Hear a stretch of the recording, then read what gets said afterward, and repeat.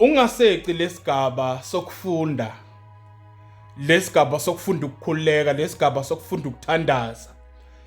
Into kwenza ukuthi useqe leso sigaba sokufunda ukuthandaza, sokufunda ukukhuleka, ukuthi wena sokhuluma izilimi.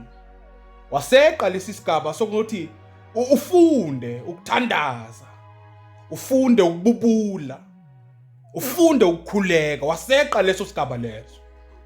Wase wena ugijimela ukukhuluma izilimi, ngoba baningi abantu abayikhulumako izilimi kodwa they don't know how to pray. They can speak in tongues but they cannot pray. They can speak in tongues. Tongues are there but they cannot pray.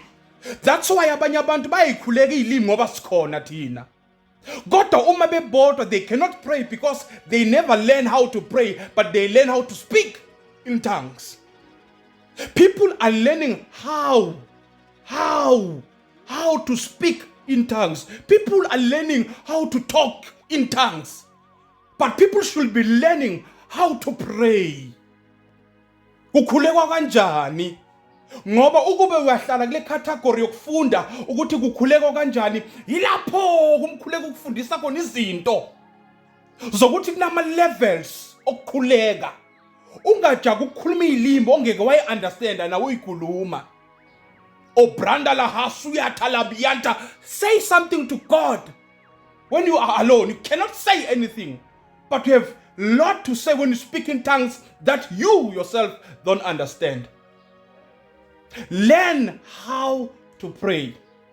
Learn how to pray. Don't learn how to speak in tongues, because you are going to qualify how to speak in tongues. Then you are going to speak tongues that yourself you don't understand, because you are qualified, because you are a student of learning how to speak in tongues. But we don't have students who learn how to pray. Abantu abakhuleki, but people are talking in tongues that themselves they don't understand.